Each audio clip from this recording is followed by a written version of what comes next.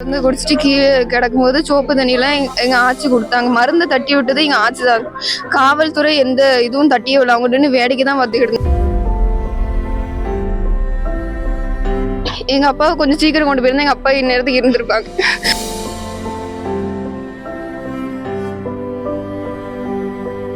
மருந்து குடிச்சிட்டு கீழே கிடக்கும்போது சோப்பு தண்ணியெல்லாம் எங்க ஆச்சி கொடுத்தாங்க. மருந்து தட்டி விட்டது எங்க ஆச்சி தான்.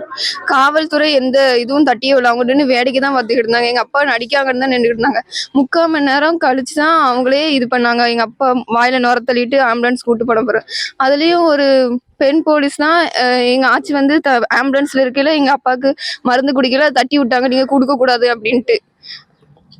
எங்க அப்பாவை கொஞ்சம் சீக்கிரம் கொண்டு போயிருந்தா எங்க அப்பா இந்நேரத்துக்கு இருந்திருப்பாங்க. லோன் வாங்கி அதை வந்து ஜப்தி பண்ண வந்திருக்காங்க. அந்த ஜப்தி பண்ண வந்தவங்க முறையாக வந்து விஓ வரணும்.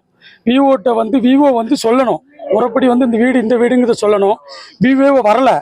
அப்படி விஓ இல்லாமல் இந்த தனியார் பேங்கு காவல்துறையை முன்னெடுத்து கொண்டு வந்து இங்கே என்ன பண்ணீங்கன்னா அராஜகம் பண்ணியிருக்காங்க. வீட்டை ஜப்தி பண்ணினவங்க ஜப்தி பண்ணிட்டோட போகாமல் அவர் வந்து அந்த மன உளைச்சலில் அவரோட மனைவி மருந்தை குடிச்சிருக்காங்க.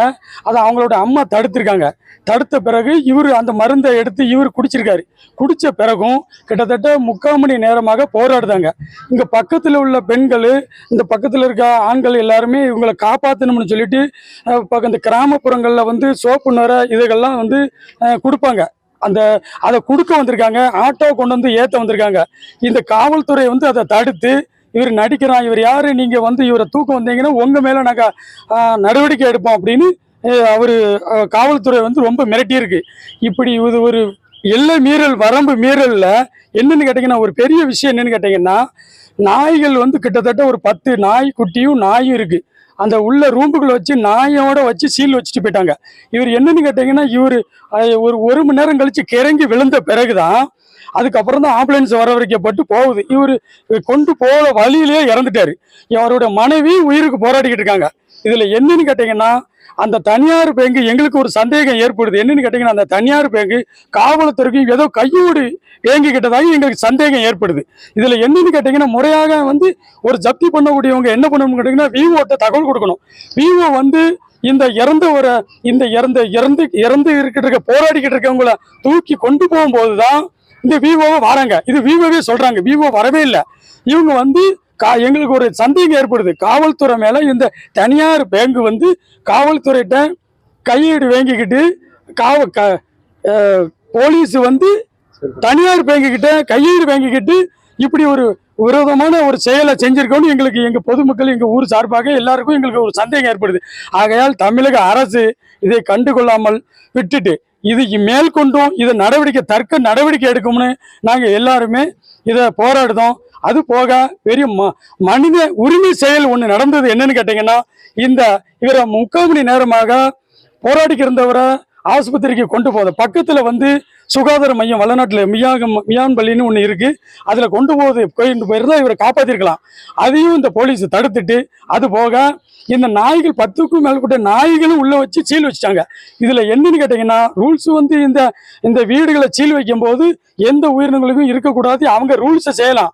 ஆனா இந்த நாய்களையும் வச்சு சீல் வச்சிருக்காங்க. இது வந்து என்னன்னு கேட்டீங்கன்னா சட்ட விரும்ப மீறல் செயல்.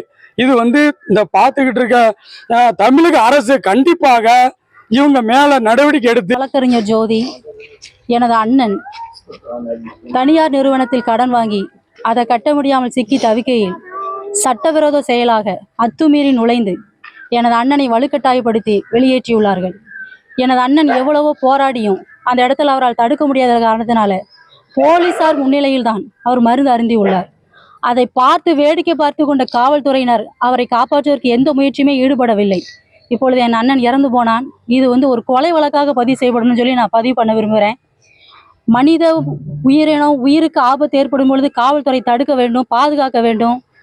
சட்ட செயலை செய்ய வேண்டிய காவல்துறை கண் முன்பதாக ஒரு உயிர் போகும் பொழுது அதை பார்த்து கொண்டு வேடிக்கை பார்க்கும் மிகப்பெரிய ஒரு வேதனையான சம்பவம். இது சம்பந்தமாக தேவர் குல மக்களுடைய கட்சி சார்பாகவும் மற்றும் இந்த அரசியல் கட்சி சார்பாகவும் நாங்கள் பல வேண்டுகோளை வைக்கிறோம்.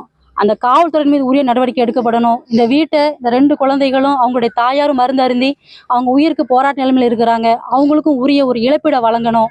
இதை சட்டப்பூர்வமான நடவடிக்கை எடுக்க வரைக்கும் நாங்கள் பாடியை வாங்க போறதில்ல. ஊர் பொதுமக்கள் 5000 வரிகட்டு மக்கள் நாங்கள் தொடர்ந்து போராடுவோம். இது சம்பந்தமாக அரசு எங்களுக்கு உரிய நடவடிக்கைன்னு கேட்டுக்கொள்கிறோம். காவல்துறை மேல என்ன மாதிரி நடவடிக்கை எடுக்கும்? காவல்துறையின் மீது கொலை வழக்கு பதிவு செய்யப்பட வேண்டும். ஏன்னா அவர் வந்து பூச்சிக்கொல்லி மருந்து அறிந்திருக்கிறார். தெரிந்த உடனே பக்கத்தில் இருக்கிற ஆட்டோ டிரைவர் வந்து அவரை காப்பாற்ற முயற்சிக்கும் பொழுது இந்த காவல்துறையை தடுத்து இருக்கு. இவர் இந்த பூச்சி மருந்து சாப்பிட்டா செத்து போவார் தெரிஞ்சும் இதை கொலை செய்யும் நோக்கத்தோடு தான் செயல்பட்டு. அதனால கொலை வழக்கு காவல்துறை மீது பதிவு செய்யப்படணும். இந்த குடும்பத்தினருக்கு உரிய நஷ்ட ஈடு அரசானது வழங்கணும் என்று நாங்கள் கேட்டுக்கொள்கிறோம். செய்திகளை உடனுக்குடனும் துல்லியமாகவும் தெரிந்து கொள்ள சப்ஸ்கிரைப் பண்ணுங்க.